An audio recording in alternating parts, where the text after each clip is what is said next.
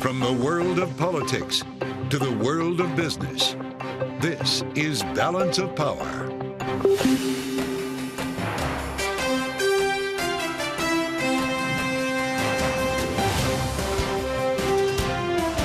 Live from Washington, D.C.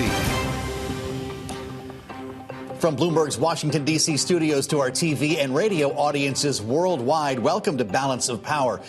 I'm Joe Matthew. It's the Tuesday edition, New Year's Eve. And as we head for the new Congress on Friday and a presidential inauguration only weeks later, we're going to spend some time this hour exploring the challenges ahead for all parties here with Bloomberg's Jeanne Sheehan, Republican strategist Lester Munson at BGR, and with our political panel. They're with us for the hour, all after we update Wall Street. It is the final session of the year. And Bloomberg's Natalia Konajevich is with us at World Headquarters in New York with the latest. Natalia, Happy New Year's in advance. Looks like we just gave up the gains. That's right, and Happy New Year to you, too. So the indexes all now flipped into negative territory, although everything was trading in the green earlier today.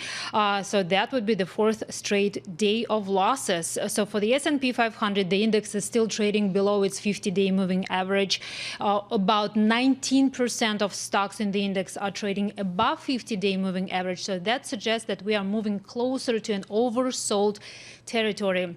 The only one index that was trading in the green today is the Russell 2000. That's the outperformer today. However, on a monthly basis, this is the worst performing index. It's down by 8.5%, and that's the worst performance since September 2022. Now, yields are relatively flat. 10-year yield is now trading at around 4.52. Bitcoin, quite a big move today, plus 3%, and that's the biggest gain in more than a week. As a result, we do see that some of those crypto-related stocks are moving higher as well. Now, commodities, they were higher across the board. Oil is moving up on headlines that China has increased industrial capacity, factory activity for a third straight month. That suggests more demand for crude.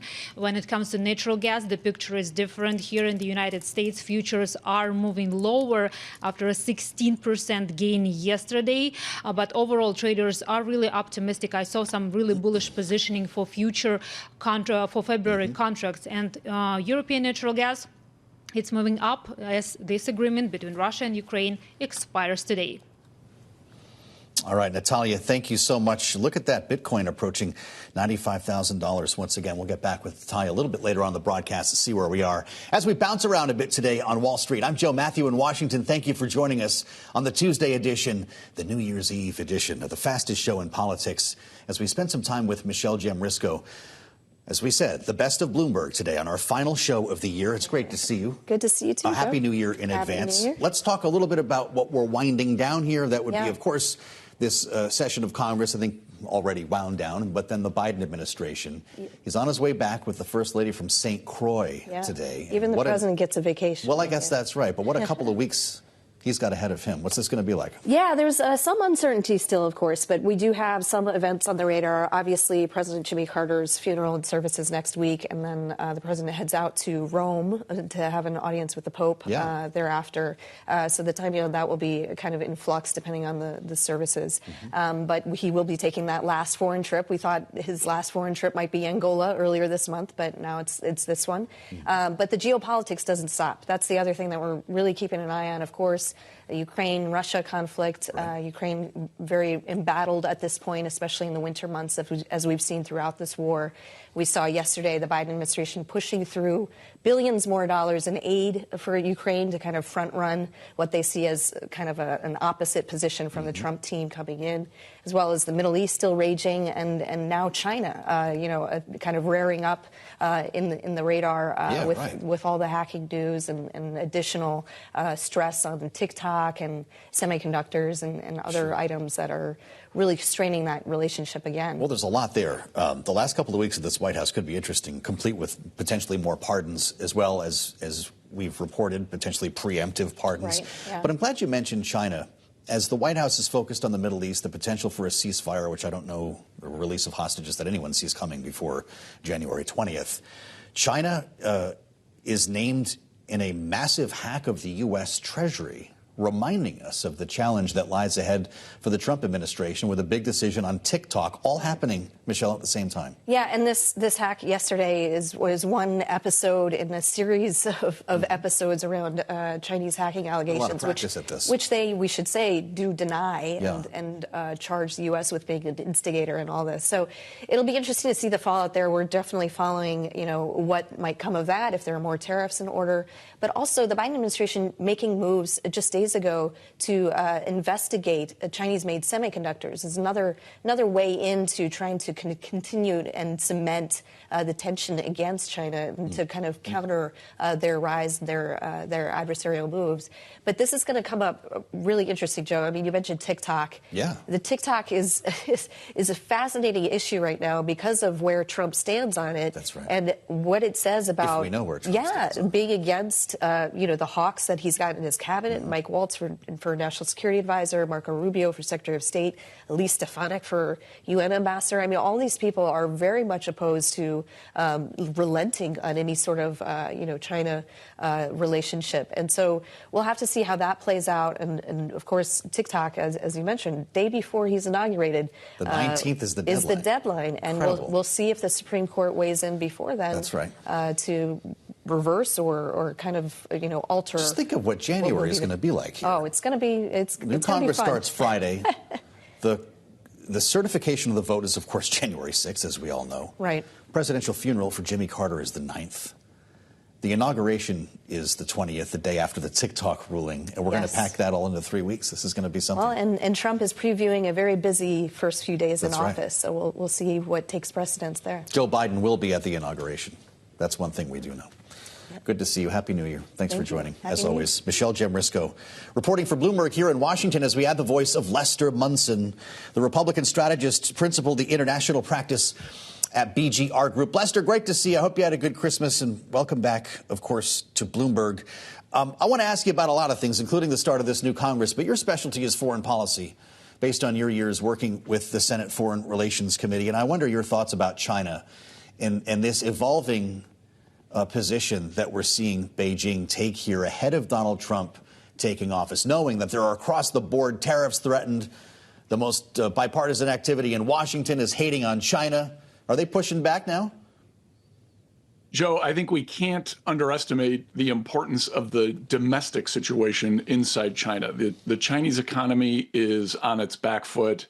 There's not a great scenario for that to improve in the near term. So the Xi Jinping administration, the Chinese Communist Party, is doing a bit of a scramble to kind of hold everything together while there's this change of power in Washington and of course changing dynamics around the globe. So as we're thinking about how Trump may approach China differently than Biden, and I think actually it's way more similar than it is different, we should be mindful of the pressures on Xi Jinping that he's dealing with to kind of keep everything together there inside China. And to think he didn't take the invite to go to the inaugural, Lester, what's that all about? It seemed like a generous offer. I'm sure something that President-elect Trump, once he's in office, will mention again to Xi Jinping. Why aren't you accepting my wonderful offer of hospitality? It is a notable thing for those who think that Trump will be the toughest president on China. That's an important lesson. What he's probably really looking for here is leverage for a deal. What does the deal look like? What does he want from Xi Jinping? Is it trade concessions? Is it security concessions? What is it? But Donald Trump is maximizing his leverage right now with carrots and sticks. So it's going to be probably the biggest story to watch on the foreign policy front for next year. Is TikTok one of those carrots, Lester Munson? TikTok, again, domestic politics. This time for Donald Trump, TikTok has tens of millions of users. They really like TikTok. People make money on TikTok. It is not without its price if you ban it. In other words, I think the president-elect, much like the current president, is kind of playing both sides of this issue. On the one hand, it's a security concern. On the other hand, it's not necessarily politically very popular to go after TikTok. So I think we're going to continue to see a muddle there. All right, so bring me to the House floor on Friday.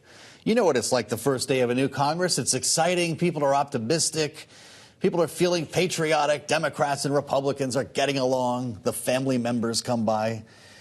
Starting to get the idea it might not feel like that on Friday. What's Mike Johnson's day going to be like, and what's that vibe on the floor going to be, certainly for Republicans?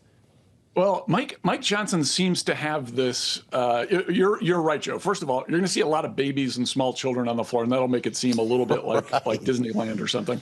But when it comes to Mike Johnson's face, like, he seems to have this beatific kind of look on his face all the time, like he's kind of floating above all the turmoil around him. He's already got one Republican, Thomas Massie, who says he's definitely voting against him. If there's two or three more, it suddenly starts to get very complicated for Johnson being in office.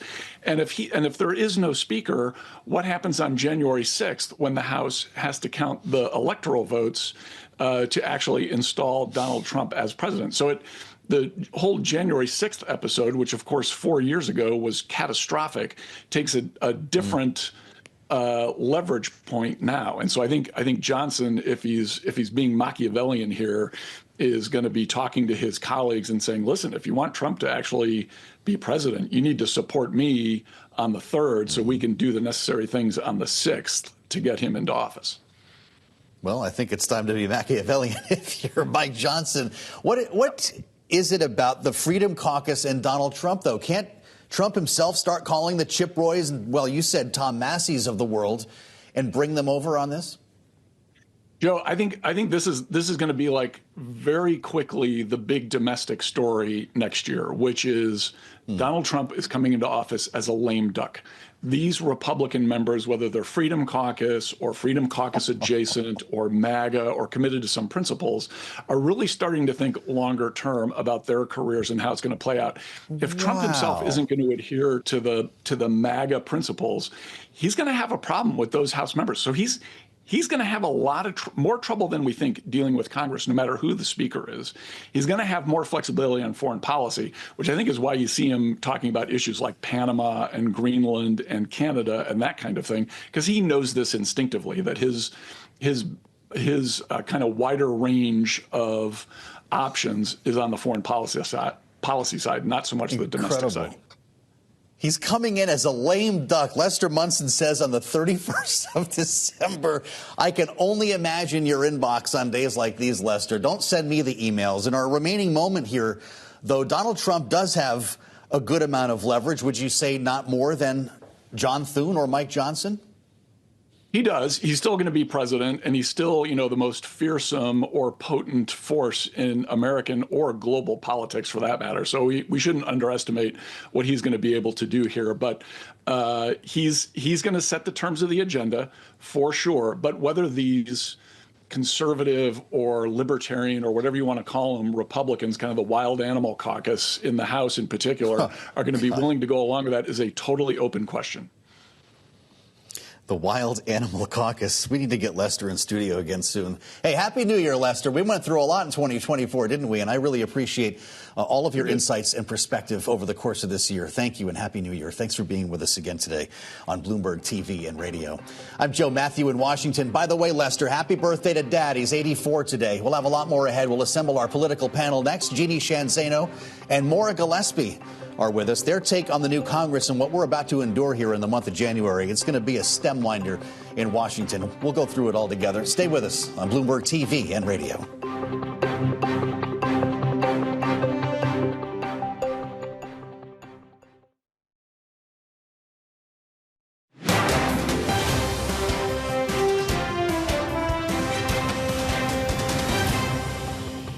We need a strong, unified message because, candidly, the way it works, the Democrats are watching on the other side of the aisle.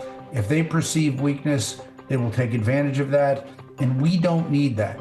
In order for President Trump to have a strong agenda carried out, the House is going to have to be that first step. Getting Mike Johnson elected as Speaker, I think, will clearly get that done. But will it be that easy? Our conversation, a portion of it yesterday with Chuck Fleischman, the Republican from Tennessee, congressman set to vote for Mike Johnson, clearly. But there are a couple of members of the Republican conference who are not. One we know for sure, Tom Massie, the Republican from Kentucky. But there are others making noise when you consider Victoria Spartz, when you consider Chip Roy and others. Mike Johnson only has 4 votes to play with on Friday, and we can't do anything until a speaker is elected. So we're about to do this all over again. Glad to say our panel is with us. Jeanne Sheehan Zaino, Bloomberg politics contributor, Democratic analyst, and political science professor at Iona University, alongside Maura Gillespie, Republican strategist, founder and principal, Bluestack Stategies, a veteran of John Boehner's Speaker's office. Great to see you both. We talked about this a bit yesterday, the difficult math that is facing Mike Johnson. We also have to acknowledge, Maura, the number of things that are hinging on this vote. We've got a very busy January at hand, including, by the way, certifying the vote for Donald Trump, January 6th. And I want to pick up with you there, as we were just discussing with Lester Munson. Donald Trump cannot actually be the president unless we have a Republican speaker who can lead us to that point on the 6th to certify the vote. Is that the leverage that Mike Johnson needs to keep the gavel? It's not the only thing, but to your point, there are so many things going on in Capitol Hill and on, in Congress that need to get done throughout this month. But really, this first year for the Trump presidency to be successful, they're going to need to have everyone in line. And these few outliers who are making demands, like Victoria Spartz and Thomas Massie, that's not helpful to not only the Trump presidency, but to the Republican-led government and Congress. And so for them, it's really important, I think for Speaker Johnson to reiterate that to the Trump team and let them know how, that's not helping them either. Will be important, as you mentioned, the certifying of the election. I think that there's certainly some irony there of the importance of that and making sure it's a seamless and smooth process. But that hinges on having a cooperative, base around you and having Republicans in the House all in line behind Mike Johnson, because the only other scenario then is to hope that a few Democrats aren't there and it becomes a numbers game if those 4 decide to stand firm against Johnson. Jeanne, I talked yesterday with former Republican Congressman Denver Riggleman about this whole process. He's got his eyes on members of the Freedom Caucus who we've already mentioned, including Chip Roy. Here's what he said. I think there are going to be some arguments. I don't think it guarantees Mike Johnson the speakership at all. I think if you look at Chip Roy, I think people forget Chip Roy certified the election. And Chip, was Freedom Caucus, and he went against most of the Freedom Caucus to do that. So I think, again, people need to realize, yes, Trump does control the party almost completely, but you do have people like the Chip Roys and the Thomas Massies that are going to do what they're going to do. Jeanne, that was right after Donald Trump issued his endorsement of Mike Johnson. But to Denver Riggleman's point, Chip Roy and others are going to be the ones, I guess, who make the decision on this. Aren't they Trump loyalists? Don't they want to advance to the certification on the 6th? They do. And, we even heard that from Massie, who said, I support Donald Trump. But there is a but at the end of all of this, where, Massie is comparing the support amongst Republicans for Mike Johnson to Democrats backing Joe Biden before he dropped out of the race. And I think that encapsulates how many in the Freedom Caucus view support for Mike Johnson. And even look at Donald Trump's best friend living at Mar-a-Lago, Elon Musk, X'd his support and endorsement of Mike Johnson, but it was a very lukewarm one, because right after that, he then posted in response to Massie saying something like, you may be right, but we'll wait and see. So it's going to be tough. And Denver is absolutely right. There's very little room for Mike Johnson. And I also agree with what Lester said. I think Mike Johnson's best play here is to say, you've got to support me on the 3rd, because we need to get Donald Trump into office. We need to certify these votes. I think that may happen. But after that, I think it is anybody's game. So it's going to be an uphill battle for Mike Johnson for sure. What's your thought on this, Maura? Does Elon Musk, who, by the way, is now being accused of trying to influence elections in Germany in February through the X platform, backing the right-wing alternative from what we've seen here, does he have influence on a personal level over lawmakers, or is it simply his relationship with Donald Trump that has put him in this position? I think it's both the relationship he has with Trump, but also the financial aspect of it, because as we learned in this past election, finances are important. I mean, think about how much money was spent on the 2024 election. It's almost jarring when you think about the debt that we have in this country to then look at those numbers of what was spent on a campaign. And so members of Congress have to think about not only the influence that he has over Trump and over decision making and support. Elon has also said that he will primary and spend whatever it takes to get senators who oppose any of the cabinet picks out of office. And so Elon Musk is using his money and his proximity to the Trump world to, yes, play a role in how things shape out. And I think what is very concerning, just on a broad scale, whether you're Republican or Democrat, is the richest man in the world is now going to have essentially oversight and a firm hand in the most important government in the entire world, the United States. And that should cause everyone to take a, kind of good look at this and think, okay, what does this mean for us in the future? And what does this say moving forward that you let an outsider who is not elected official have such a prominent role in our decision making? What do you make about Elon Musk's attempt to influence foreign elections here? Jeanne posts on Twitter, on X, an opinion piece that he wrote backing the right-wing alternative for Germany over the weekend. He's going global. He absolutely is. I mean, I think it's clear that he felt like he had enormous success this time around. Really, to Maura's point, the role he has played is unprecedented, and it looks like he will continue to play that. And he wants to try to exert that influence increasingly overseas. He already does that technologically and in other ways, and he's trying to do it electorally. But, there are limits to what he can do, even Elon Musk. And so you look at somebody like a Massey or a Victoria Spartz or, Chip Roy. They are more MAGA than Donald Trump. They are more MAGA than Elon Musk. If his stick is to primary them with his money, which it is, you've got to find somebody who's even more MAGA than these folks. And they're hard to find. So once their districts are locked up, all you can do is offer them carrots. And, I think that's what we heard Andy Harris talking about, the chair of the Freedom Caucus. He wants Mike Johnson to commit to rules changes, votes on amendments, a really healthy debate amongst Republicans before these things go to the floor. That's what happened last time around with Kevin McCarthy, and it is a disaster for governance. I'm really glad you mentioned that, Jeanne. Maura, in our remaining moment, what's the deal? What's the deal going to be that unlocks this vote for Mike Johnson? And will it look like something that we saw in Kevin McCarthy's era that waters down the power of the speaker?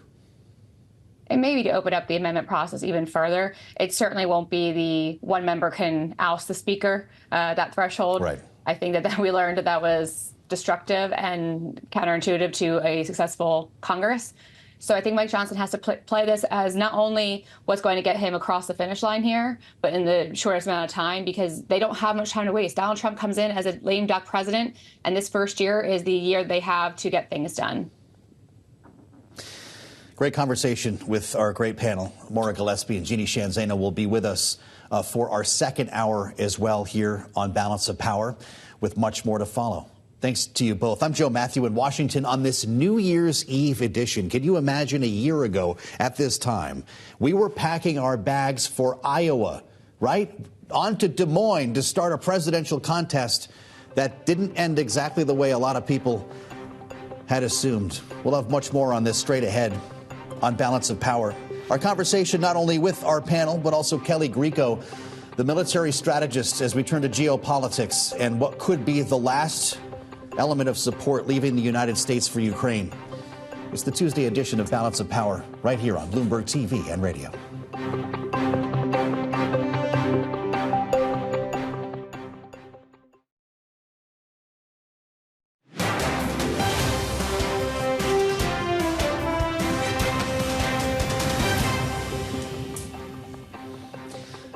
It's Balance of Power on Bloomberg TV and radio. I'm Joe Matthew in Washington. Thanks for coming along. The Tuesday edition. Happy New Year in advance. That means the final trading session of the year, of course, on Wall Street, and we are watching stocks tip a bit lower today. The S&P 500 down about 25 points right now, almost 0.5%. The NASDAQ down 125.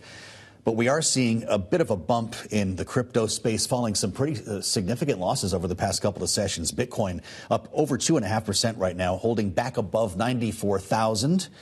The 10-year note, by the way, showing a yield of 4.57%. We'll keep tabs on stocks for you in the remaining hours of trading, with a big story that you might have seen cross the terminal on what could be the last gasp of military aid for Ukraine to come from the U.S. was just approved, just announced yesterday. And Bloomberg's Tyler Kendall joins us with more on this. Hi, Tyler. Yeah, hey, Joe. So this is likely the last round of support for Ukraine that will come through before President Biden leaves office. Now, all of this money was already congressionally appropriated, right? Of course, you'll recall back in April when Congress passed that large supplemental security assistance package after what was months of negotiations. And ultimately, one of the people that was keeping those negotiations stalled was then Senator and now Vice President-elect J.D. Vance, who had historically been one of the staunchest opponents to Ukraine aid while he was in the Senate. Now, during those stalled negotiations, I actually had the chance to catch up with him and asked him about his reasoning behind his opposition.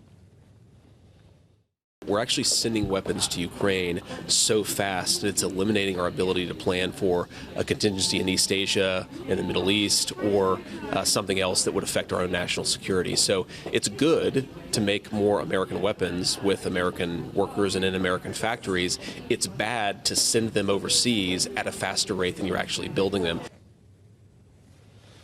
Right. So he's talking about what's known as revitalizing the defense industrial base. There's actually a bipartisan push to do so, but how that gets done and where the weapons ultimately go is where people start to differ. But the Pentagon has said that this is a huge priority for them. For example, just this year, they invested more than $5 billion into U.S. factories who are ramping up the ammunition that we are sending to Ukraine. So we're kind of looking at this and what Vance has said previously about how the Trump administration might tackle this issue going forward. But Joe, on a broader level, I actually had the chance to catch up with some senior Army officials this year. I sat down with the U.S. Army Chief of Staff, General Randy George, the highest-ranking military officer in the Army, and he told me that revitalizing the defense industrial base, getting equipment made faster and out the door is a huge priority going forward.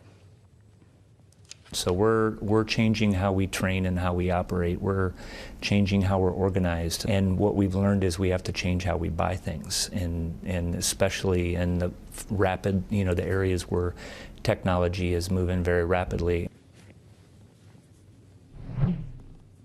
So when it comes to this week's aid package for Ukraine, it includes $2.5 billion in security assistance. The White House says that money will bolster long-term air defense supplies and other critical weapon systems. There's also $3.4 billion tied in there in what's known as direct budget support. That was announced by the Treasury and will go towards economic assistance for Ukraine. Now, Joe, since Russia invaded in February of 2022, the U.S. has provided more than $65 billion in security assistance, according to the Pentagon. And we know that President-elect Trump has said that he would like to see an end to this conflict. But the details on how that deal would come through and what that means for additional security assistance remains to be seen. Fascinating. Great take. Thank you for the great reporting. Tyler Kendall with us on Balance of Power. As we add the voice of Kelly Grieco with the questions that Tyler is presenting, we seek answers with the senior fellow for the Reimagining U.S. Grand Strategy program at the Stimson Center. Kelly, it's great to have you back with us. From your perch as a military strategist and knowing what we have already seen, of course, take place in Ukraine, how impactful will this package be, if at all? First, thank you for having me and Happy New Year.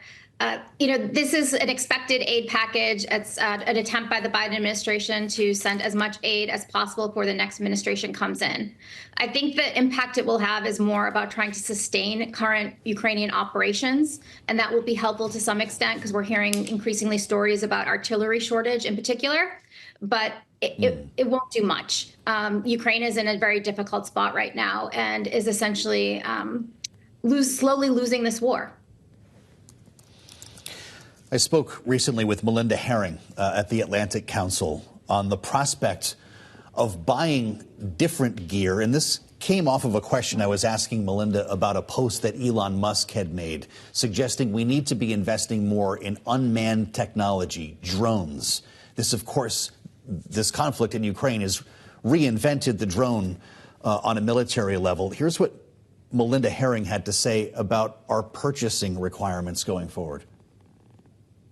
once the war in Ukraine is over, Ukraine is going to be the leading player around the world with naval drones and with long-range drones. And Joe, they have huge capacity. That's another story that's not getting enough play. So the Ukrainians in the last year have maxed up their drone capacity internally in Ukraine, and they could increase it by a 2/3 factor if they had more money.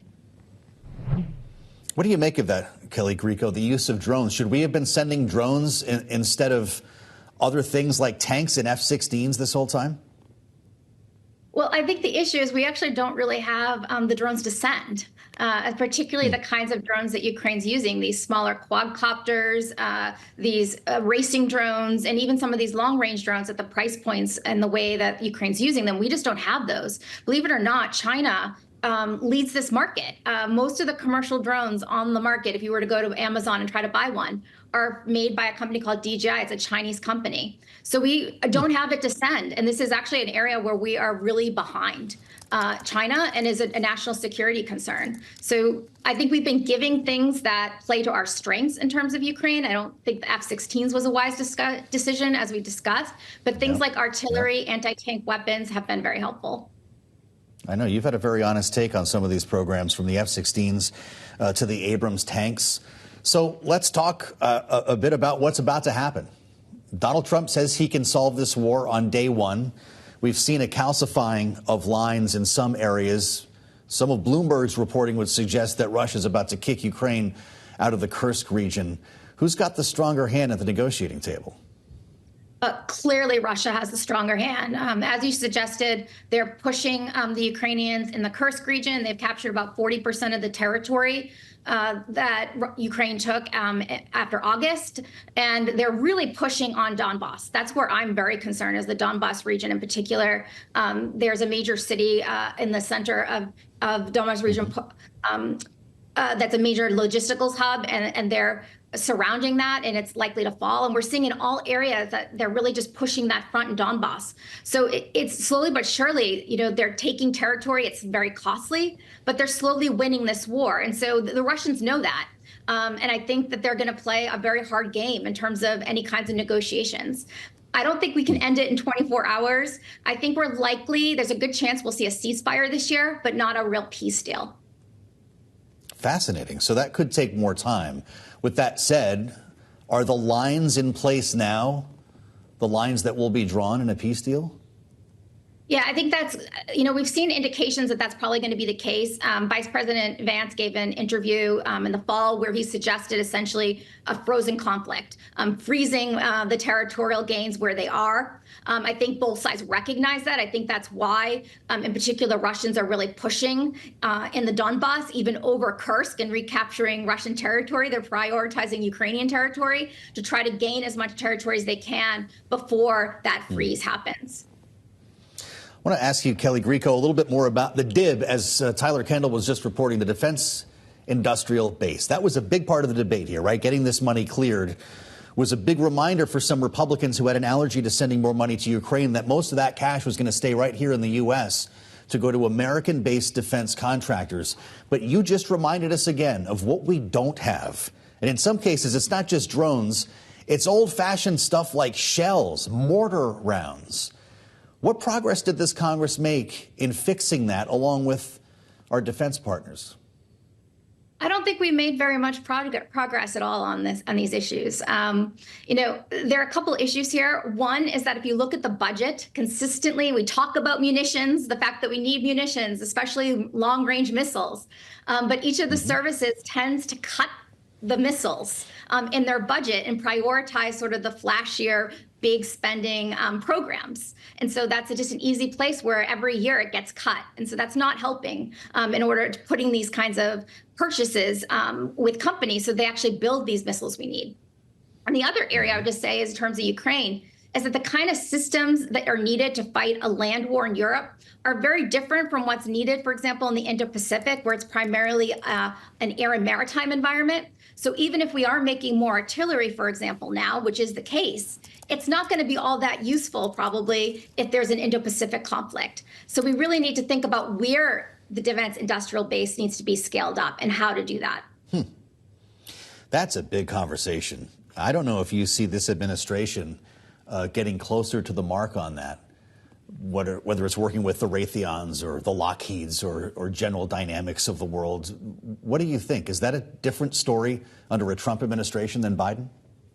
I think it is. And I'd say I'm actually a little optimistic about this, because one of the things we've seen is not for the big primes, the companies you mentioned. I don't know how well they'll fare under the Trump administration. But there are a lot of Silicon Valley people that are backing the Trump administration. We've seen some of the recent appointments to DoD leadership positions are being given to tech investors, defense industry executives.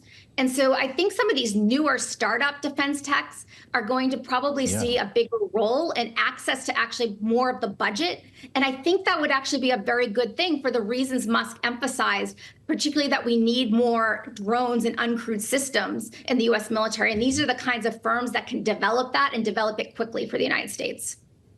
It's a really important point.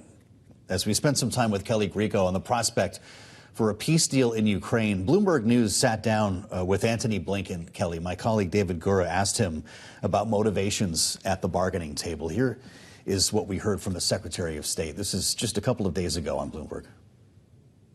In his mind is the recreation of a greater Russia. And you don't have to believe me. Just read what he said. He's been very clear about it. He's failed in Ukraine. That proposition that he could erase Ukraine from the map, subsume it into Russia, has failed. And that's a result of the incredible courage of the Ukrainian people, but it's also a result of the dozens of countries that we rallied in defense of Ukraine. Kelly, I won't ask you about the prospect of peace again, but you're a military expert, a military analyst, and I wonder if that is in fact his goal, the recreation of a greater Russia, what that means for Russia as a military presence and a superpower in the world.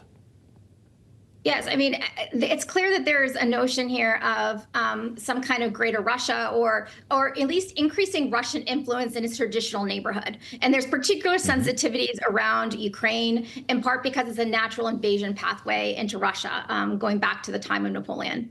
And so I think there is some truth to that. And I think the fact that Blinken is right, that he has failed in his goal in terms of taking Ukraine and bringing it into the Russian orbit. That has clearly failed. My criticism, though, to Blinken and the Biden administration is that it endorsed Ukraine's maximalist aims in this war of taking back every inch of territory and returning to its 1991 borders, when that was never a realistic option. I wish they had been sending that message a lot more, that this was actually a victory for Ukraine and actually not falling in 4 days. And perhaps if they had really gone more in that direction and been a little bit more realistic about expectations of what could be achieved, Ukraine today would actually be in a better position to negotiate a peace. We're out of time in 1 minute. Kelly, is all the money gone in this Congress for Ukraine? Yeah, I mean, I would say it's gone. And the question is, will we ever see another bill like that? I'm not particularly optimistic. I didn't think you would be. She's senior fellow with the Reimagining U.S. Grant Strategy Program at the Stimson Center. Kelly Grieco, thank you so much, Kelly, for a smart year of analysis here on Bloomberg. We really do appreciate your take, as we learn something whenever we talk to Kelly Grieco about, of course, one of the most pivotal stories of 2024. We'll continue here on the fastest show in politics. Straight ahead here on Bloomberg. I'm Joe Matthew in Washington with much more to follow here on Balance of Power, the Tuesday edition. We'll have an update on Wall Street along the way. By the way, it's been a bit of a tough ride on this final trading session of the year. Stay with us on Bloomberg TV and radio.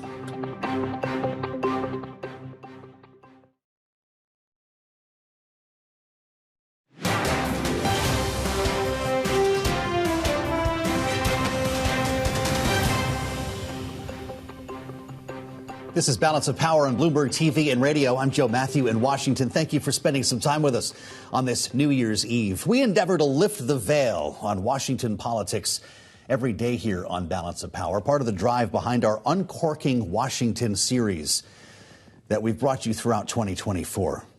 Recently spoke with Fred Ryan, author of Wine and the White House, where we discussed how wine has been leveraged for diplomacy and entertainment by presidents over time, including this one, even though Joe Biden is a teetotaler. We sat down at the historic Decatur House, home to the White House Historical Association, and sat down over a bottle of Schramsberg, known as the wine of presidents, preferred by wine aficionados, including Richard Nixon.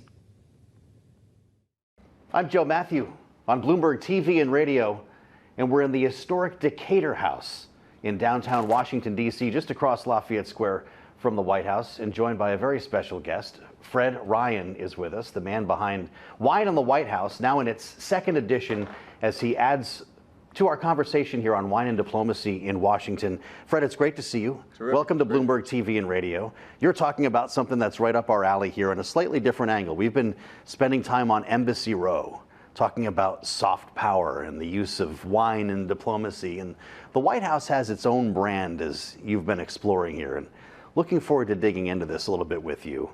As I mentioned at the Decatur House here, we could be at the White House, but as you've learned, there's no wine cellar anymore at the White House. What's up with that? Well, that was one of the big discoveries on this book. I thought about the importance that wine's had with all of our American presidents, and it's used in diplomacy. Yeah. And I saw the Queen of England has 38,000 bottles, or now King of England, 38,000 bottles in his wine cellar.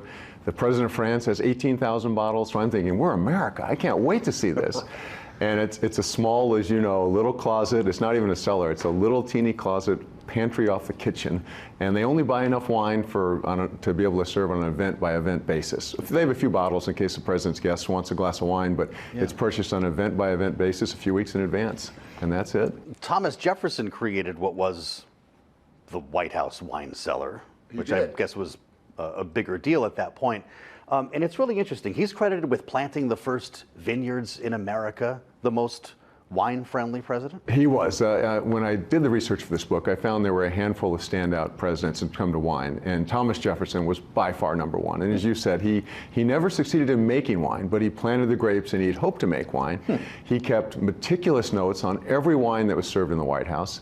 As you know, he was our ambassador to France before he was president, and during that time he traveled all over the wine regions, and he learned about all the wines of France, and he built the White House wine cellar, because when he moved in the White House, he was the second president. Adams was the first president to live there, and it wasn't quite finished, and Jefferson said, where's the wine cellar? And there wasn't one, so he built one. And helped to stock the wine cellar quite a bit from... He did. He purchased a lot of wines. And, you know, I found when you look back, one thing that caught my attention was the amount of money that presidents were spending on wine. It was in the thousands and thousands of dollars, some meals. This is for their own personal use or for state dinners? Or they would, at that time, there was really no budget, so they would just supply the wine themselves. How about that? But I did find out, when you mentioned with the White House wine cellars, you know, when the British burned the White House, the cellar was destroyed, the wine was gone. And when the White House was rebuilt, 1,200 bottles of federally funds from federally appropriated congressional allowance for rebuilding the White House, 1,200 bottles were purchased with that money. Was any of that for Chateau Yquem? I don't know the Chateau Yquem, but as I shared with you in one of our conversations, Thomas Jefferson wrote to the owner of Chateau Yquem when George Washington was just elected president, and he said, we have a new president. French. Yes. One of the best in the world to this day, and this was, of course, you know, more than 2 centuries ago. He wrote and said, our new president likes wine, and I think he would like your wine. Can you send me some bottles of it? And he says, he goes on to say, how about 30 dozen bottles for the president, and send 10 dozen bottles for me. That's a real wine lover here, hence the title. So the evolution of wine in the White House is interesting, and of course it ended up bringing American-made wines into the fold here. And I want to ask you about that, because we first had to get through Prohibition. Yes. What happened to wine in the White House when alcohol became illegal, knowing the president at the time vetoed that law? Yes, he vetoed it, and it was overridden by Congress. So here's Woodrow Wilson, who has his own wine cellar. Sitting on a bunch of wine. And he is leaving the White House, and under the Volstead Act, which was prohibition, you couldn't transport wine. So what do you do with it? He's president, he's leaving, so he had to get special congressional approval to transport his own wine out of the White House.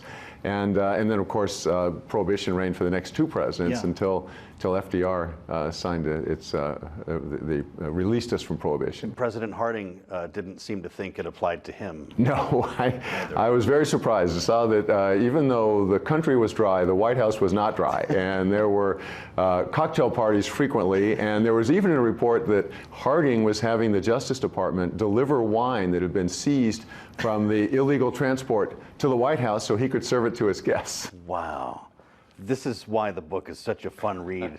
So America emerges from Prohibition and FDR turns to American-made wine. And we should note that We're enjoying a bottle here of the wine of the presidents, I think you call it. This is I think so. Schramsberg, which President Nixon brought on his trip to China. Was that the real moment for American wines? It was a major moment, and as I mentioned, there were certain presidents who stood out in their knowledge of wine, and Nixon was definitely one of them. And when he planned the whole trip to China, that historic opening, he gave a lot of thought about the wine that would be served.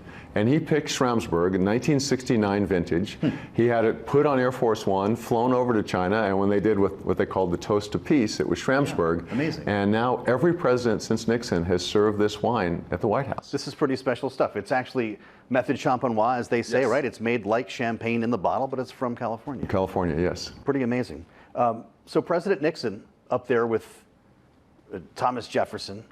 Then there's Ronald Reagan, who you know a little bit about. You worked for him. Yes, he was quite knowledgeable about wine, and he had his own interest. And then, of course, when he became governor of California, that was the time that the California wine scene was really arriving.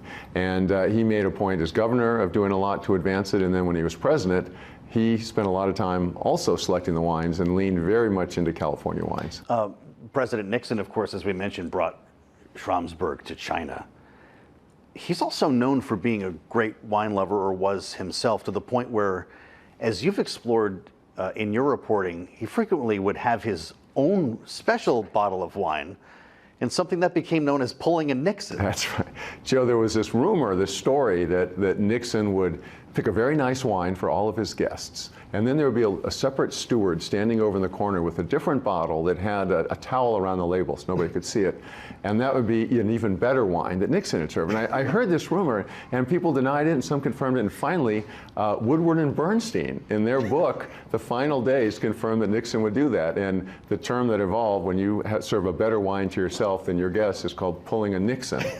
And I think some of us have confessed that maybe at our daughter's weddings and other events we may have done that. You never do anything like that, Fred.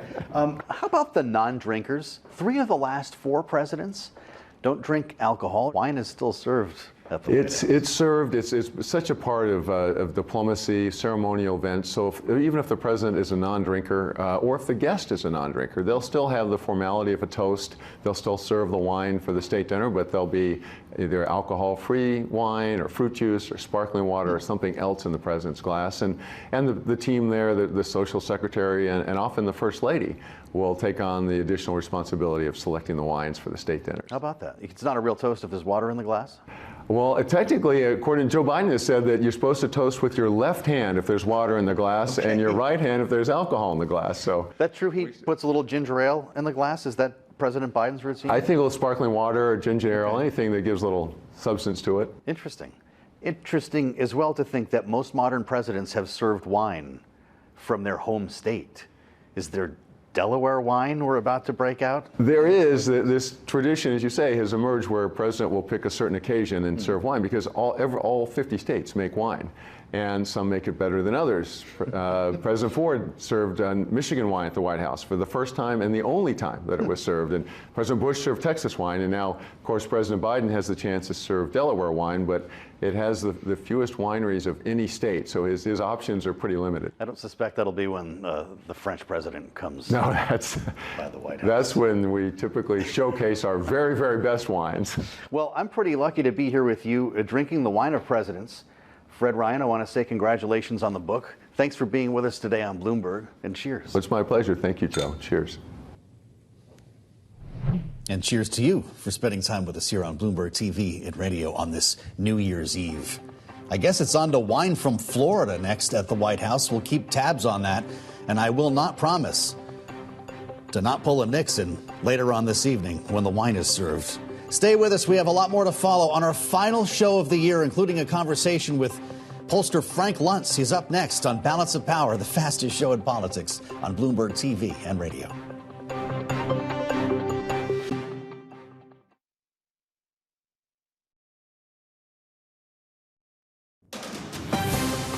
From the world of politics to the world of business, this is Balance of Power.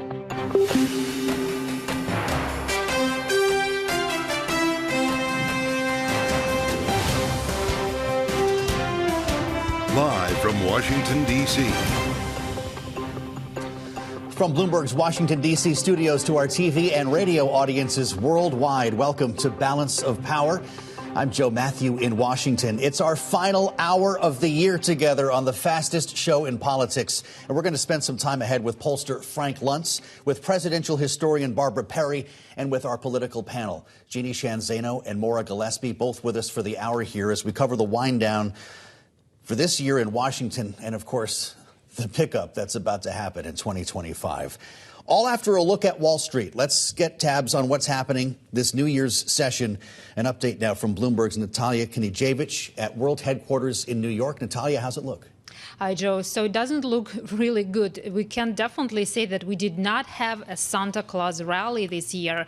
Stocks erased earlier gains, now on pace for a fourth straight day of declines, but still on a year-to-date basis, it looks pretty good. The S&P 500 is on pace to post more than 20% return. Now, small caps, that's the biggest outperformer today. On a monthly basis, however, small caps are on pace to post the biggest decline since September 2022.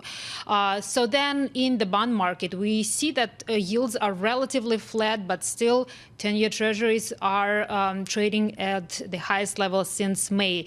Bitcoin is trading more than 2% higher. That's the biggest gain in more than a week. And then across commodities, we see that everything is in the green except for U.S. natural gas futures, which are down by 7%. That's on weather forecasts. Some analysts expect a little bit warmer than expected weather in the coming days. Interesting, Natalia, as we watch what appears to be at least a brief unwinding, maybe a temporary unwinding of the Trump trade. How's Tesla holding up? I know it's one of the stocks you're watching on this final session. Exactly. The stock is down today. On a year-to-date basis, it's up by more than 60%. The next big milestone for the company is January 2nd. This is when the company is expected to post its quarterly delivery numbers. Analysts surveyed by Bloomberg say that potentially it could be a record for the company, but it can still be below Tesla's 2024 target. But Elon Musk is really optimistic about 2025. He sees sales somewhere between 20 or 30% higher. Now, other stocks that I'm watching, Ralph Lauren, it was up, but now flipped into a negative territory. Analysts upgraded the stock, saying that they see stronger demand internationally, potentially coming from China, which is huge for luxury stocks. Overall, on a year-to-date basis, it's a really big increase, more than 60%. And finally, Sangamo Therapeutics shares fell by the most in 16 years after Pfizer decided to end partnership with the company to develop a new gene therapy. Tough run there. Natalia Knijevic reporting on the markets for Bloomberg in New York. Natalia, thank you so much. Happy New Year in advance. This is our New Year's broadcast, New Year's Eve, I guess. We're not going to be here tomorrow. So this is the last hour we're going to spend together at the end of a wild year in politics. Think of what we've gone through since the beginning of the year. From Des Moines, where we were packing our bags about a year ago right now, to Manchester, Super Tuesday, the early states, Butler, Pennsylvania, Milwaukee. Joe Biden drops out of the race. We're in Chicago. Straight through an election that turned so many expectations on their heads. And of course, it happened in a year in which we watched the Speaker of the House dispatched, fired by members of his own conference, and so much division that followed. When our great producers asked me, who would you like to talk with on the last show of the year? We didn't have to think very hard about it. I said, Frank. Frank Luntz, founder, CEO, FIL, Inc., political strategist. I'm supposed to say celebrity pollster, too, right? Frank, it's great to see you. I hope the holiday season is going well for you. Happy New Year in advance. With everything that I just said, is our nation more or less divided now than it was at the beginning of the year? Well, here's what's interesting. And you and I spent an afternoon in the freezing cold of Des Moines, Iowa. Your set was only 1 block from my hotel, and I almost didn't make it. And now we end the year still so angry, with half of America in disbelief and the other half celebrating, looking ahead to 2025 as being the best year ever. Are we divided? Yes. Are we polarized? Yes. Is there pressure to bring us together? Not really. Now, that said, let me give you 3 findings over the last few days. Number one is that Donald Trump's popularity, his favorability, is higher now than it was when he became president back in 2017. Number two, there are groups within the electorate, particularly Latinos, younger men, union members, who are considering voting Republican more so now than they ever have in modern times. And number three, the Democrats are divided as to what to do, how to move forward. And the only advice I can give them as we end this year is this idea of being the resistance is not what America wants. Even those that did not vote for Donald Trump don't want resistance. What they want is an alternative vision, an alternative approach. And everyone across America watching right now want results, results that they can count on, results that are both meaningful and measurable. That's what the American people are asking for. Well, so then would it be a misstep for Democrats to not help elect a Speaker of the House on Friday, knowing that Mike Johnson has 4 votes to play with, Frank? Well, Hakeem Jeffries is one of the best communicators in America today. And he has the ability to reach across the aisle. Whether he chooses to, the answer is probably no, because he has a different point of view than the Republicans. And it's not the job of the Democrats to help the Republicans. That said, it would be a shock and to tens of millions of Americans a disappointment if the Republican Party, after waiting this long to have a president, a Senate, and a House, end up tearing themselves apart.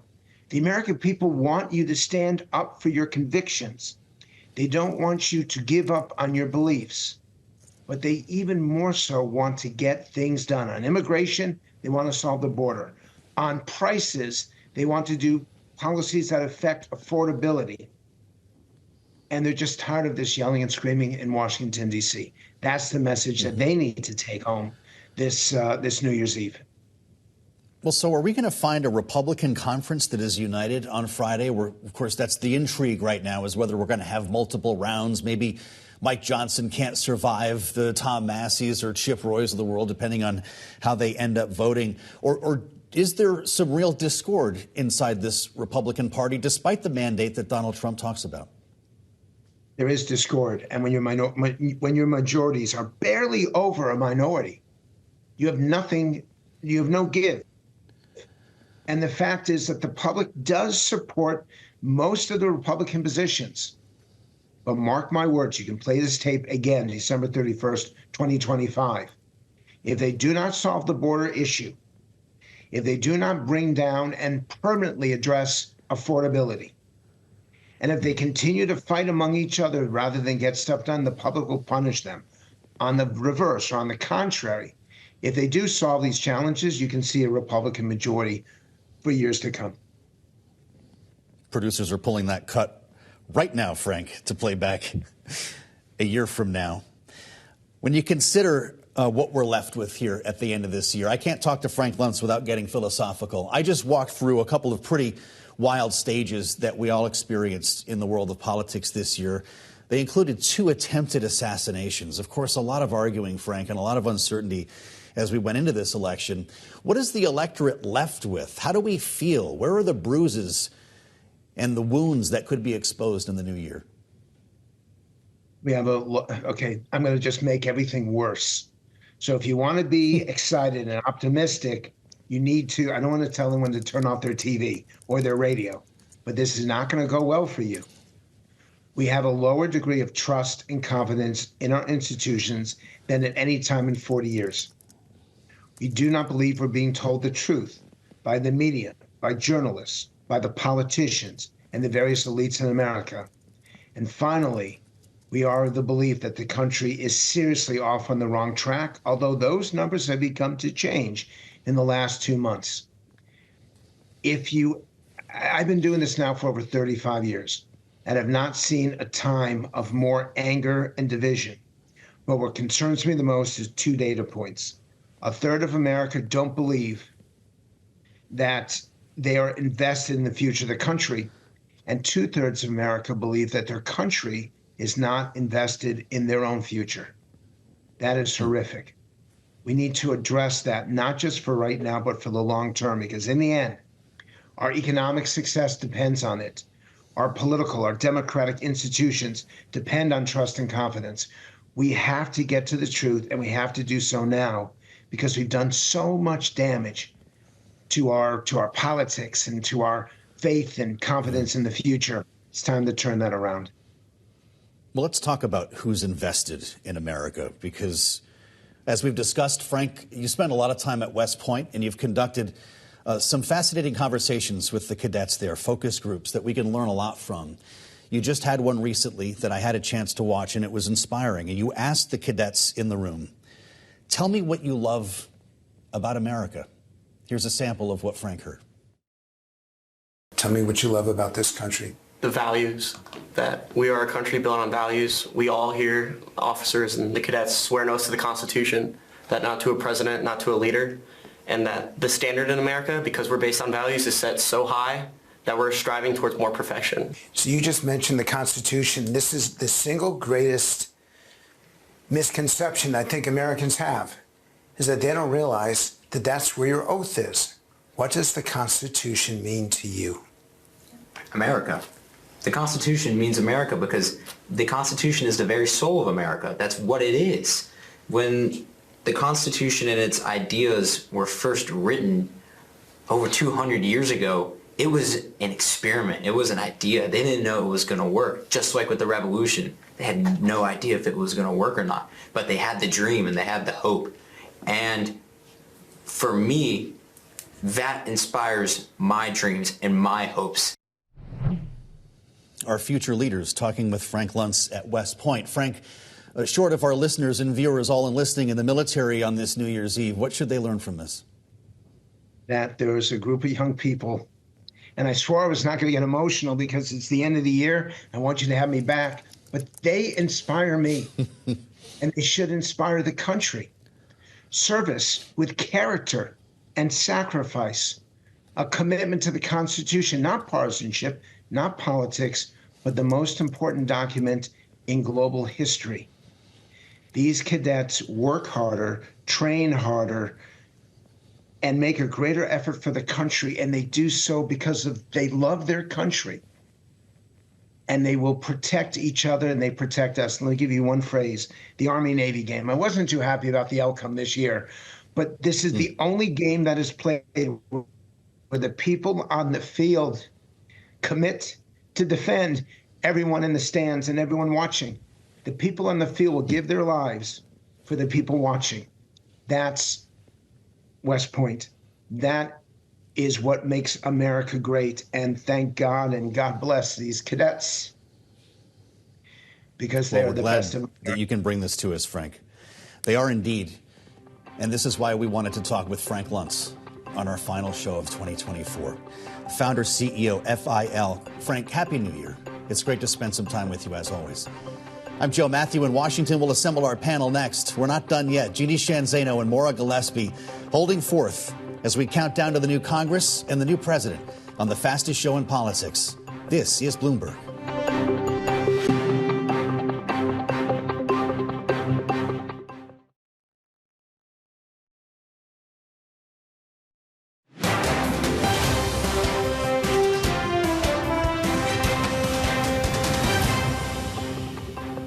Fastest show in politics on Bloomberg TV and radio. This is Balance of Power. I'm Joe Matthew in Washington. Thank you for spending time with us here on our final broadcast of the year, the final day of the year, and now our final panel of the year. Glad to have some time with Jeanne Sheehan Zaino, Senior Democracy Fellow at the Center for the Study of the Presidency and Congress, Bloomberg Politics contributor, Democratic analyst, joined today by Republican strategist Maura Gillespie, founder, principal, Bluestack Strategies, veteran of John Boehner's Speaker's Office. It's great to have you both here as we think big thoughts on this last day of the year that might help us better understand what we're about to experience. Jeanne, I just was going down memory lane a little bit, at least recent memory lane, with Frank Luntz. You were there with us in Iowa, in Des Moines, when it was literally below zero, not a wind chill. And we shivered our way into the start of a campaign cycle that took some dramatic turns. Donald Trump's going to be sworn into office on January 20th. A Republican majority will be sworn in to the House. We'll see if that happens on Friday. Most people think that it will, even if it comes with a few throws. And I wonder what the takeaways are for you as a political scientist coming off of such a tumultuous year that saw such deep divisions in this country. I'll start by asking you the same thing I asked Frank. Are they deeper now, or have we healed since this election cycle? You know, I think the election results don't show much healing. I mean, just look at the numbers in Congress. They are so very tight. Republicans with a very narrow majority. So I think they remain. I think very little, in fact, has changed. It was a strange election because there were so many firsts that we all watched together and witnessed together. And yet, by and large, the electorate didn't change that much. And so we have a very narrow election of Donald Trump, of the Republicans in the House and Senate. And of course, they are excited that they control Washington. But with that comes an awful lot of responsibility. And that is where the rubber is going to meet the road. Can they deliver? Can Donald Trump deliver? Or is he pulled in the direction of the Freedom Caucus? And does he want to maintain his status as a disruptor? It's a very, very strange position to find himself in. And of course, coming in as a lame duck, it's very, very difficult. We haven't lived through anything like that in the recent history. I don't know your thoughts on the divisions nationally here, Maura. Of course, you're a political practitioner, and you certainly know about the divisions here in Washington, even within the conference. And I wonder if you can explore that for a moment. Is this a real story, or are the media overplaying divisions within the Republican conference, specifically in the House, after what we saw happen to Kevin McCarthy this year? So I think that the divisions nationally, to me, that actually shows more reflective of where the American people are. We're somewhere in the middle. The fringes may be the loudest voices, but by and large, the majority of the country is somewhere in the middle when it comes to political ideology. So to me, that actually makes sense of how close it is. That's a positive in some ways. But I think within the conference, yes, it's being exploited, and it will feed into the narrative of Republicans can't govern and they are just chaotic. If they don't get in line behind Johnson in a less than dramatic way, it would be helpful for them. Again, to kick off President Trump's presidency, really only has this first year to make a big mark, because then members of the House, at least, will be in campaign mode, and he'll be coming up on a midterms that'll really reflect about whether or not he's done a good job in that first year. So I do think the divisions in the Republican conference are most problematic, but there are plenty of issues in the Democratic caucus. You see that when AOC, Congresswoman, didn't get the chairman position, a lot of controversy around that, but it was not maybe as shared as much on news networks and different sources, but the Republicans have a lens on that because they are taking over the government. Well, let's get into that, Jeanne, for a moment. In your party, it's a lot easier to be the opposition party, the party in the minority, than it is the governing party. The divisions inside the Democratic Party are real, though, with some pretty intense soul-searching coming off the losses we saw in this cycle. Will it impact legislating on Capitol Hill? Yeah, to your point, I mean, Democrats being in the minority, they don't have the responsibility, they don't have the power to legislate by themselves. And so it won't impact. But to Maura's point, there are serious divisions in the Democratic Party as well. And I told you before, and I will reiterate it, I think it was a mistake for Democrats not to go with Alexandria Ocasio-Cortez for that position for a variety of reasons, but particularly since Democrats have a really, really big challenge on their hands, as we saw in the election, when it comes to using new technology to communicate. And she does that almost better than anybody. And she has practiced that. And so I am not a big supporter of where she lands on a policy perspective, but from a communication perspective, as it pertains to critiques of the White House or the upcoming White House, I think she would have been a benefit to Democrats there. That said, they decided to go with the old guard. I think that's a mistake. And I think we will continue to see this. Part of the problem here is the way we run our elections. And unless we address these heavily gerrymandered districts on both sides, we will continue to see on both the Democratic and Republican side divided between these extremes and the more moderates that Maura was talking about. And Jeanne Sheehan Zaino brushes up against the truth once again. Denver Riggleman, the former Republican congressman from Virginia, talked about alliances for Donald Trump in the House, Maura, and a question of whether the Freedom Caucus is in fact loyal to the MAGA president. Here's what he said. You know, a lot of people call the Freedom Caucus the Trump Protection Caucus. But in reality, there are people there that are very idealistic, right? They're ideologues. And they're also going to do their own thing. And their districts are relatively safe. So as we get closer to the midterms, if things aren't tracking the way they want based on their ideology, based on what they're looking at as far as the deficit and the debt, you could see some issues. He's making your point, Maura. I just wonder if we have a year before Republicans and Democrats start running for the midterms. We may not. I think, you know, to what this conversation is about when it comes to Freedom Caucus members, it goes back to this idea of it's so much easier to complain than it is to lead. It's so much easier to point the finger at somebody else than to actually take stock and take responsibility and be a leader and take a role in finding a solution. Finding a solution doesn't mean that you get to have your way, because if we went with whatever Thomas Massie wanted, it's just not feasible. You know, he wants to cut and slash and not spend anything. Well, that's just not possible. And again, bringing it back to being realist, you have to work across the aisle. You have to work and come to a common ground to find a solution. And that's what we should want our members of Congress, our leaderships to do. I think that we have certainly, you're going to see some members feeling the heat based on their actions in this first year, and they may have to start campaigning sooner than they would have planned to. Jeannie, we haven't mentioned the President of the United States yet, and that's been happening in our panel discussions recently as Joe Biden winds things down. He's on his way back from St. Croix. How about that for a change, by the way? St. Croix to Delaware. That's the Biden's day today. But the next couple of weeks are going to be interesting to watch him as we consider the idea of preemptive pardons and him sitting behind Donald Trump as he takes the oath of office. That's right. And, you know, we've been spending a lot of time the last few days remembering Jimmy Carter, who, you know, left office at 56 and had decades by which to establish or reestablish his reputation leaving office. Joe Biden does not have that time, arguably. And so he is going to be using the next few days, 20 days, to try to do what he can. And most of that action is behind the scenes, trying to move the Senate to pass his or to confirm his nominees to the judiciary, because that remains the one way in which a departing president can obstruct his successor's plans going forward. And that is what we're going to see. So the minute Donald Trump gets in office and tries to pass an EO or a directive to, say, address birthright citizenship, you're going to see a challenge in the courts, and it's going to be a court in the federal level that is made up of a lot of Joe Biden nominees. And of course, I should say that his trip back to Delaware, it sounds like what we should be doing, Joe and Maura, on the islands right now. Yeah, we can take their place very easily, I feel like, on St. Croix. We could be there in time for our program on Thursday. I just don't see it happening. Maura, a lot has been said about Donald Trump's first day. We only have 30 seconds left. Is it the border EO that happens first? I would think yes. I think that would be his best plan. Certainly not doing January 6 pardons. I think it would be the border and taking back some of control there and showing his voters that he is going to do what he said he was going to do. So J6 pardons maybe on day 2.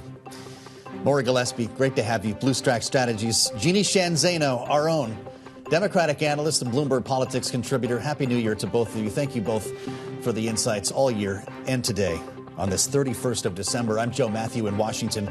We'll spend some time with presidential historian Barbara Perry coming up next on the fastest show in politics. It's Balance of Power on Bloomberg TV and radio.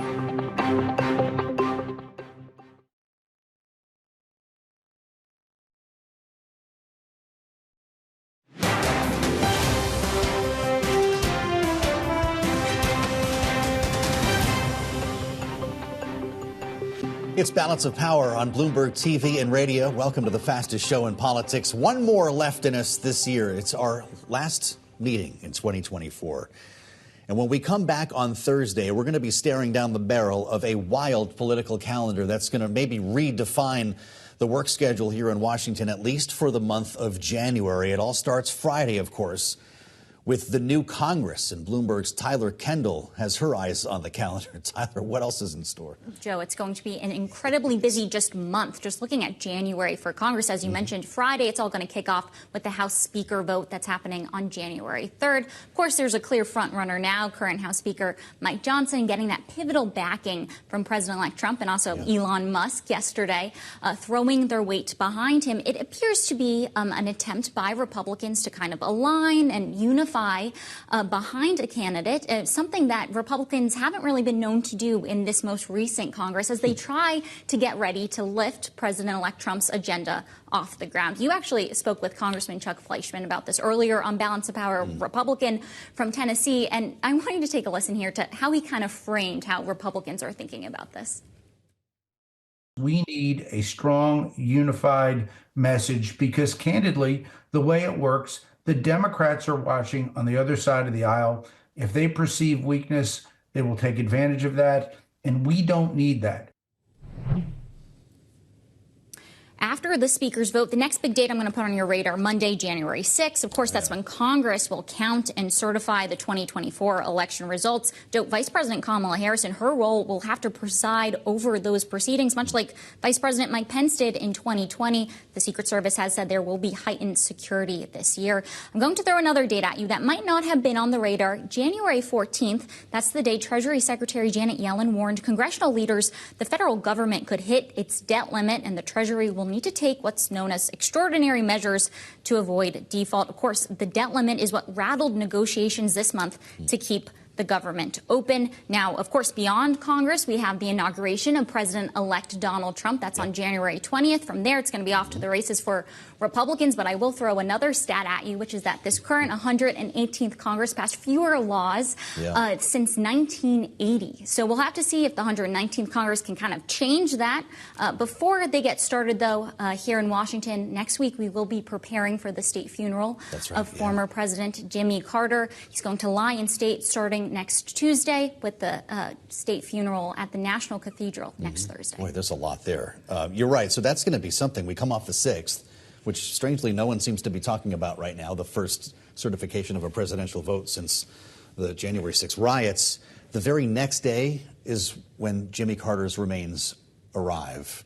So there'll be 2 days in which he is lying in state. That's the plan now. Exactly. So lawmakers will be able, as well as the public, to pay their respects to former President Jimmy Carter. He will lie in state at the Capitol Rotunda on Tuesday and Wednesday ahead of the national state funeral that will take place on Thursday. We are expecting President Biden to deliver his eulogy. We are waiting on additional details, but we do know that there will also be public observances in Atlanta. As well as that, when we are looking ahead, that the nation's capital will continue to remember former President Jimmy Carter. The flags will remain at half-staff during President-elect Trump's inauguration on January 20th. With Joe Biden sitting right behind him, that's going to be quite a moment. Tyler Kendall, reporting for Bloomberg. A great year in 24. Tyler, thank you so much. As we add the voice of a presidential historian at this important moment in time, indeed, next month is going to be something. We're going to witness a lot of important moments together. Barbara Perry is no stranger to them, Director of Presidential Studies at the University of Virginia's Miller Center. She's with us now. Barbara, it's great to see you.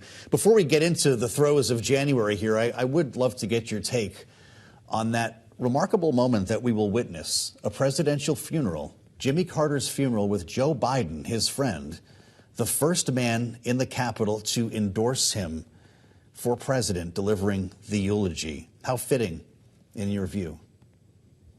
Very fitting, and I guess it does show the cycles of history and how one element so many years ago, so many decades ago, Joe Biden, and as he said in his remarks most recently after the president passed, he said, I told Governor Jimmy Carter that it wasn't going to really matter if I supported him because I was so new to the Senate at that time. But I just think that it ties those two men together in the old school of politics. Although Jimmy Carter was the fresh, new view and voice of politics in 1976, and so was Joe Biden, and so that the two should intersect at this moment and right before another historic moment of only the second president to be inaugurated for a non-consecutive second term. It's, for those of us who study history and presidential history, it's a real moment to reflect.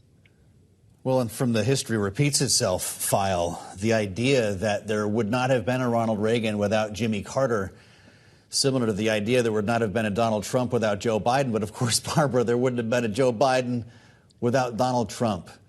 Won't that be going through your mind when you watch them both on the west front of the Capitol on January 20th? It will, Joe, and I love to play out those what ifs. One little movement in history can reshape the world. I think it was Archimedes said, give me a lever and a spot of the globe and I can move the globe. And that's what this little series of steps or missteps, in fact, can cause a change in history. I've also been thinking about the fact that Jimmy Carter was unlucky enough not to have one appointment to the U.S. Supreme Court in his 4 years as president, one of only 4 presidents who fall into that unfortunate category as far as they're concerned. But he did name Ruth Bader Ginsburg to the Court of Appeals in Washington, D.C., which, as most people know, is a stepping stone to the Supreme Court. So in some ways, Jimmy Carter is responsible for Ruth Bader Ginsburg. And for those people who support her and what she did, you can say that's a good thing. But you could also say that what if she hadn't been there and therefore stayed on the court and therefore caused Donald Trump in a way to take over the court, all sorts of different decisions would be coming down from the court, perhaps. So great what if games. It's a parlor game for New Year's Eve. As an historian, Barbara, what do you make of the fact that there is so little talk right now about January 6th? Denver Riggleman, the former congressman who was, of course, an advisor to the January 6th committee, was on the program yesterday. He said that goes for both Republicans and Democrats. Nobody wants to remember it. Nobody wants to relive it. And we're about to have the certification of the vote next week. How should we be looking at this for the first time in, well, since the riot? First of all, former Congressman Riggleman was my congressman in the 5th District of Virginia, Charlottesville, where I'm based, although I'm in Louisville, Kentucky today. But, I actually don't agree with him on that. I think it would be as if we would say, no one talks about the Civil War anymore. Let's just put that behind us. Those who forget history are doomed to repeat it. Now, I'm not arguing that we will this January 6th, but I don't think we should ever forget what happened that day. But it appears that 70 plus million Americans decided to put that behind them and vote for Donald Trump. Well, so is that just the process of compartmentalizing, or did half the country think that it was, in fact, a tourist jaunt through the Capitol? I don't think half the country thought that. A major portion did, perhaps that third or now maybe a slightly larger proportion of people who say Donald Trump can do no wrong and did think it was just a nice tourist trip through the Capitol. But I think the other proportion of people who voted for him decided that that was something they could put behind them and that it didn't bother them enough not to vote for Donald Trump. Boy. It's really remarkable when you consider the national dialogue from 4 years ago as we now walk into the next January 6th. Barbara, Donald Trump will address the nation on that day, on the 20th, from the west front of the Capitol. What will he say? Oh, if I were only a soothsayer, I could make a killing in predicting Well, we basketball remember a pretty games. dystopian speech on his first inauguration. Is that the Trump we're going to get? I've given up predicting Donald Trump. I suspect a lot of that inaugural address will be formed by Elon Musk. And so, elements related to defense, elements related to America First, elements related to the common people. I think he'll be reaching out to them and saying that he's going to lower inflation and make America great again. And that's, I think, the theme that he will propound. But maybe it'll be in a slightly more positive vein than in 2017. Think he goes into the White House and pardons the January 6th offenders on that same day? I do. Yeah, he's said that that's what he's going to do. That I certainly believe that that's one of the truths that he has been propounding and that he'll make good on it. So it's already in the water. I guess people won't be surprised. But how will that play nationally, having seen the reaction that we did, for instance, to Joe Biden pardoning his son Hunter? It's sort of less personal, I guess you would say, for Donald Trump, and that these people aren't by kin or blood related to him, so it won't have that same impact. But on also the 70+ million people who voted for Kamala Harris, and I presume many of those were very upset over what happened in the insurrection of January 6th of 2021. It will be shocking to think that those who so not only disrupted a constitutional process, but also attempted to tear down the very sacred precincts of our government and our politics. It'll be a sad day for them. Well, we're about to see a new construct, if I can use that word, in this administration. And I picture Barbara Perry writing new chapters here on what it is to be the executive in this country. When you've got the Doge on one side, the Elon Musk, Vivek Ramaswamy experiment that is not actually a governmental department, and a series of czars who are going to be setting policy above and aside, I guess, the actual cabinet officials who are confirmed by lawmakers on Capitol Hill. Is Donald Trump about to reinvent the presidency? I think so. And you spoke of a chapter that I could write. I did write a chapter in 2017 and 18 that's in a book that is called The Presidency and the Constitutional Crossroads that we believed at the Miller Center that we faced when Donald Trump was first elected. And I think he's made, if you think of a crossroads analogy, I think he's made a complete turn in our presidency and as an office, but also in our constitutional construct. That the founding fathers created our system of checks and balances and balance of power, if I may use that term, of three branches of government that were meant to be more or less equal and that would check and balance each other. This concept of a unitary president, which is seemingly all powerful under Donald Trump, will utterly upturn and upset and overturn, I think, the framers and their intentions to prevent what they had fought against in the revolution against the King of England, and that was concentrated power. So that would be the epilogue to that chapter and the start of a new chapter for me to write. What does that mean if you're serving in Congress, if you're the Speaker of the House, Mike Johnson, or you're the leader of the Senate, John Thune? That means you don't have the power you thought you had, Barbara.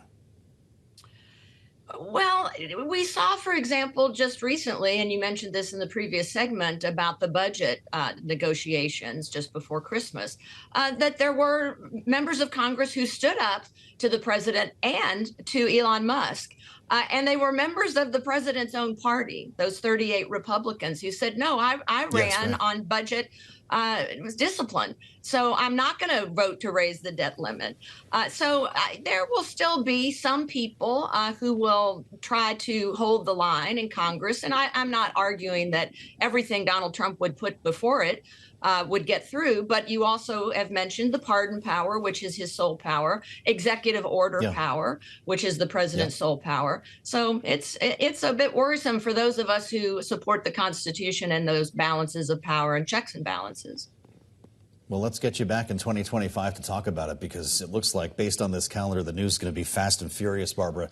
It's been a wonderful year comparing notes with you, and appreciate all of your insights in 2024. Barbara Perry, Director of Presidential Studies, the University of Virginia's Miller Center. Thank you so much for being with us here on Bloomberg TV and radio. I'm Joe Matthew in Washington. We're not done yet.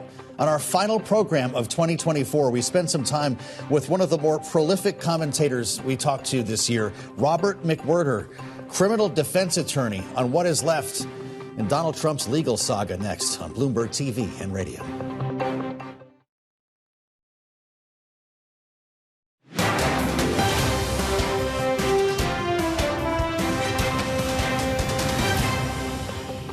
Getting Donald Trump's support is going to really, really help close this deal. It's a deal maker.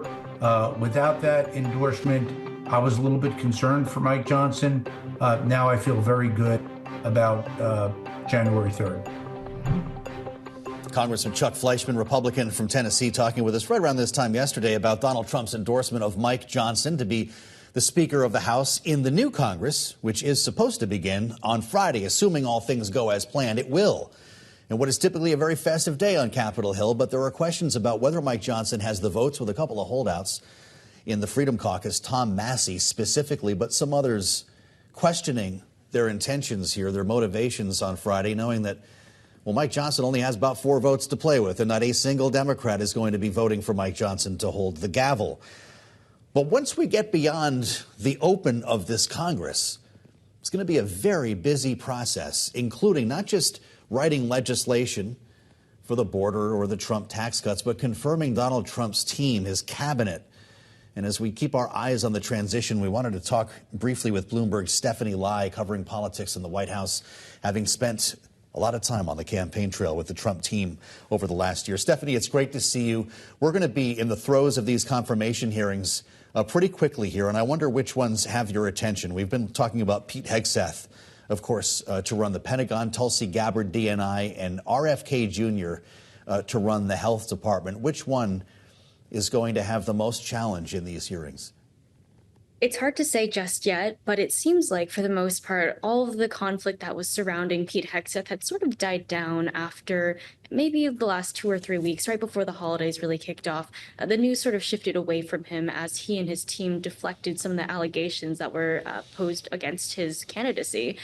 When it comes to candidates like RFK Jr. and Tulsi Gabbard, there is a lot of questions about what might come up, what senators might be posing as issues when it comes to some of their controversial views, some of their past alliances with certain foreign actors.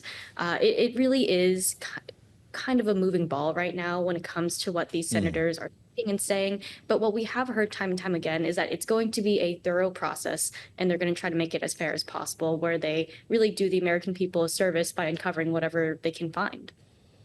Well, you wonder the odds of all 3 being confirmed. Donald Trump has certainly been engaged with Mike Johnson, with John Thune, maybe to a lesser extent, Stephanie, but you've spent more time at Mar-a-Lago than most Americans. He's been not exactly in the public eye, just sending missives on Truth Social, getting on the phone with legislative leaders. Will that be the case until the inaugural? It very well seems to be tracking with what he's been doing. You know, we're expecting him to host a nice New Year's Eve shindig at Mar-a-Lago tonight, invite some major and allies and people in Palm Beach. We even saw him put out a Truth Social where it seemed like he was inviting Elon Musk, and that was supposed to be a private message, but it ended up on his Truth Social account to this evening event. But right now, it really does seem like he's been kind of laying low, going golfing, you know, spending time with his members at his club, and that is likely going to continue until inauguration. Bloomberg's Stephanie Lai with a big year ahead covering this new administration. Stephanie, it's great to see you. Happy New Year. And thanks for spending some time with us today on Balance of Power. I want to bring in the voice of Robert McWhirter in our closing conversation here on the broadcast, because we spent so much time with Robert this year talking about the legal travails of both Donald Trump and Joe Biden by way of Hunter Biden. He's a criminal defense attorney who could be a political analyst, I think, in anyone's book. Robert, it's great to see you. Welcome. There's actually a headline on Donald Trump's legal saga right now. The Federal Appeals Court upholding E. Jean Carroll's $5 million civil judgment against the president-elect. They wanted a new trial. Is he out of the woods? No, he's still in the woods on that. I'm not sure when he will be sentenced on that, but the federal issues that he tried to raise going to the Second Circuit Court of Appeals were very, very weak. And this is still a state case, and the Federal Court of Appeals just wasn't going to wade in and help him from himself in this situation. So that's pretty much there. And I don't think the Supremes are going to take this one either. Well, you and I talked about a lot of cases, Robert. There were 4 specifically, I believe. Of course, we had the Bragg case in New York. We went through the Jack Smith cases, if I can call them that at this point. We had Georgia, the documents, January 6th. My God, here we are. A couple of weeks before the inauguration of Donald Trump. Doesn't have a mark on him after all of that. Did the media just get over its skis on Donald Trump's legal woes? Well, I think it gets a little complicated to keep them all straight. Look, the bottom line is him becoming the president-elect, and he's going to take office, of course, on January 18th, really kind of puts a wrench in going forward with the cases, at least for now. It's very hard to maintain a prosecution against a sitting president, although not impossible. Remember, back in the civil case of Paula Jones versus Clinton, the U.S. Supreme Court said that case could go forward, and that's a civil case. Presumably, a criminal case is more important and more public import, so they presumably could go forward. But I think what's going to happen is everyone's just going to put a hold on this. Jack Smith has gone ahead and resigned because he wasn't going to give Donald Trump the satisfaction of firing him.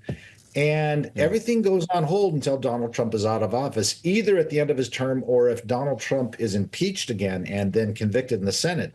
All these cases come back for him to face. Now, okay, what does that look like, though? So we freeze everything in our game of musical chairs here on January 20th. Which of these cases, how would they be pursued? Would you need a new special counsel, for instance, to go after Donald Trump on the documents case? Well, you probably would, and also the January 6th case, so the election interference, the federal election interference case. Now, the New York hush money case, what the judge could do is impose a sentence and then suspend imposition or when he starts to serve the sentence for after his presidency or when he's no longer president. So he could impose a sentence of, let's say, 6 months or whatever, or he could impose a fine and just suspend imposition of it. So the sentence just sits there and it waits until Donald Trump is amenable to actually serving the sentence. And that's the New York case. Presumably the same thing could happen in Georgia. See, Donald Trump has no control over those two. Now, with the federal cases, this raises the specter of, can Donald Trump pardon himself? Which I think is an utterly absurd reading of the pardon power. I mean, I don't know, if you're having an argument with your significant other and decide to pardon yourself, I'm not sure how far that's going to go. I mean, that's just going to be a problem, right? So the pardon is something you do for somebody else. It's not something you give yourself. But if he wants to push that, it's hard to see what mechanism could challenge it. My guess is Jack Smith, being the careful lawyer that he is, has probably wrapped all of this up in a bow and a package for somebody else to pick up at a later date. Yeah, I don't think my wife would go for that, Robert. Yeah. I might try it to find out. But in our couple of minutes we have left here, let's talk about the pardons, not just the idea of Donald Trump pardoning himself. What January 6 rioters? Who else are we going to hear from when he moves back into the White House? Well, he could do that. I think you're going to look for possible pardons of Peter Navarro and Stone. I mean, he'd already commuted the sentence of Stone. Anybody who's connected with him in his ambit, he's going to think that he should pardon. And that would be really absurd. I mean, these are clear cases of criminal contempt of Congress with the action of Peter Navarro. But if you're Trump's friend, that's all that really matters. And if you join in the kind of Trump litany about the 2020 election, you somehow are beyond reproach. So that's what could happen. The January 6th pardons are very interesting. There is a historical precedent for that. The first use of the pardon power was George Washington with Shays' Rebellion. And this was a protest, although they did not directly challenge democracy itself. But it was a protest, and it was put down. And in a way to kind of quell domestic insurrection and the continuing problems, Washington exercised the pardon power, which, by the way, as Alexander Hamilton wrote in Federalist 74, that is the use of the pardon power to get people past things and go on with the republic. Donald Trump could make that argument. The trouble is, unlike with George Washington, these are all Donald Trump's people, and he probably incited this riot and could be criminally prosecuted himself, which you could never say that about George Washington. So there's where the difference we're going to have to wait 4 years to find that out, Robert. It's great to see you. Robert McWhirter, come back and talk to us in the new year. Maybe we'll have to set a meeting for 4 years from now, because it sounds like we're going to have a lot of stuff on hold.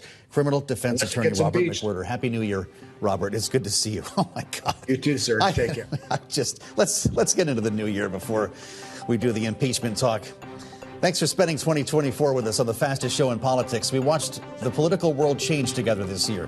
Just imagine what we'll experience next. We'll be back Thursday with Kaylee Lyons at my side here on Balance of Power. Happy New Year. This is Bloomberg.